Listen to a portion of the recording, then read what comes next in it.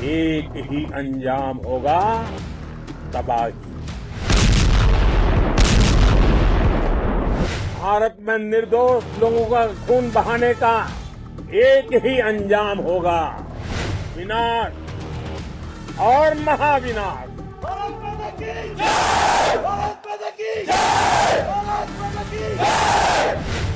ऐतिहासिक विजय उत्सव, ऐतिहासिक संबोधन और दुश्मन को आखिरी चेतावनी। भारत माता की जय! भारत माता की जय! भारत माता की जय! आपने पाकिस्तानी फौज को भी बता दिया है,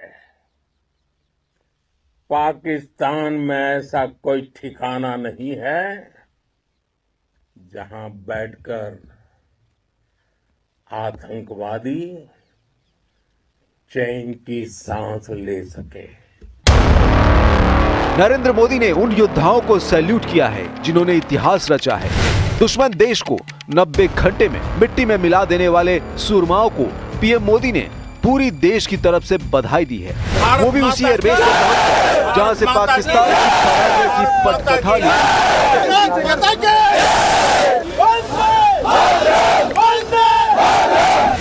नरेंद्र मोदी ने आदमपुर एयरबेस से युद्ध उन्मादियों को आखिरी चेतावनी दे डाली है, मगर आदमपुर से मोदी के मैसेज के मायने सिर्फ पाकिस्तान को उसकी हैसियत बताने भर का नहीं। पीएम मोदी ने ऐसे सैन्य अड्डे से ललकारा है जिसके नाम से पूरा पाकिस्तान थर्राता है। नरेंद्र मोदी ने आदमपुर एयरबेस को पाकिस्तान के झूठे दावों के परखच्चे उड़ाने के लिए चुना। आपने आतंक के तमाम बड़े अड्डों को मिट्टी में मिला दिया। 9 आतंकी ठिकाने बर्बाद हुए, 100 से ज्यादा आतंकियों की मौत हुई। आतंक के आकाओं को अब समझ आ गया है, भारत की ओर नजर उठाने का एक ही अंजाम होगा, तबाही। नरेंद्र मोदी ऑपरेशन सिंदूर के नायकों के बीच में पहुंचे तो जवानों का जोश देखने लायक था। पीएम ने जो कैप पहनी थी वो भी खास थी। नरेंद्र मोदी ने वेस्टर्न एयर कमांड की कैप पहन रखी थी जिस पर त्रिशूल और बाज के प्रतीक चिन्ह बने होते हैं। ये प्रतीक सिर्फ निशानी भर नहीं, इसके मायने भारत के सशक्त होने से है, इसके मायने रक्षा तैयारियों से है, इसके मायने राष्ट्र रक्षा के दृढ़ संकल्प से है।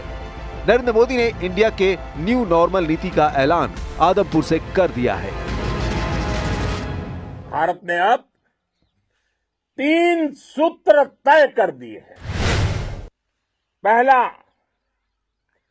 भारत पर आतंकी हमला हुआ, हम अपने तरीके से, अपनी शर्तों पर, अपने समय पर जवाब देंगे। दूसरा, कोई भी न्यूक्लियर ब्लैकमेल भारत नहीं सहेगा। तीसरा, हम आतंक की सरपरस्त सरकार और आतंक के आकाओं को अलग अलग नहीं देखेंगे। पीएम ने आदमपुर एयरबेस पर ऑपरेशन सिंदूर को सफल बनाने के लिए वायुसेना को सबसे ज्यादा सराहा। भारत के आसमान को अभेद्य रखने वाले वायुवीरों को पीएम ने पाकिस्तान में 100% टारगेट हिट करने पर देशवासियों की तरफ से बधाई दी। मैं गर्व के साथ कह सकता हूं कि आप सभी अपने लक्ष्यों पर बिल्कुल खरे उतरे हैं।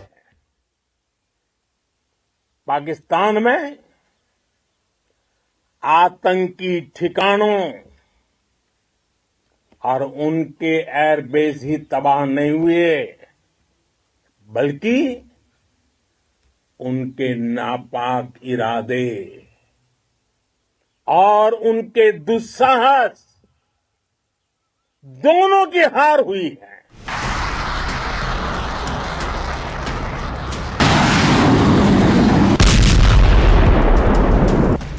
ऑपरेशन सिंदूर में एयरफोर्स की जब वाहवाही हो रही है तब चीफ की भी खूब चर्चा है। साथ ही उन एयर मार्शल की प्रशंसा भी जिन्होंने पाकिस्तान को धूल चटाई है। ये नाम है air chief marshal Amarpreet Singh और भारतीय वायुसेना की वेस्टर्न एयर कमांड के commander air marshal Jitendra Mishra.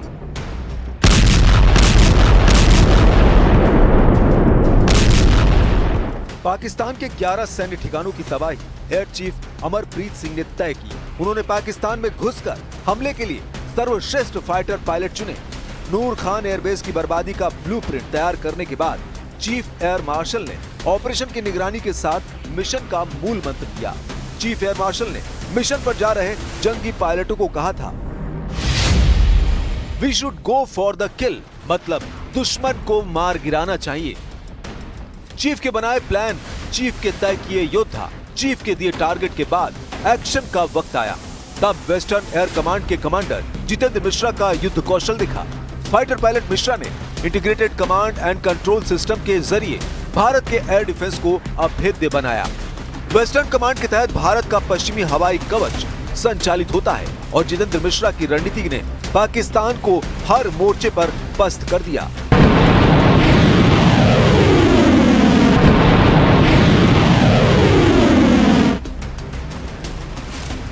Air force की मार से तड़प उठे पाकिस्तान ने इसलिए भारत से हमले रोकने की गुहार सिर्फ 90 घंटे में लगानी शुरू कर दी। भारत ने दुश्मनों को एक मौका दिया है सुधर जाने का, आतंक नीति से तौबा करने का। भारत ने दुनिया के उन देशों को भी संदेश दिया है कि अब पाकिस्तान जैसे आतंक परस्त को शह देने वाले भी रडार पर हैं। पीएम मोदी ने क्लियर कट बता दिया कि दुनिया का कोई भी स्वयंभू मठाधीश पाकिस्तानी मसले में दखल की न सोचे। नरेंद्र मोदी ने पाकिस्तान की हद तय कर दी है। यह हद शाहबाज और जनरल मुनीर के लिए गले की फांस बन चुकी है। भारत का मत एकदम स्पष्ट है। टेरर और टॉक एक साथ नहीं हो सकते।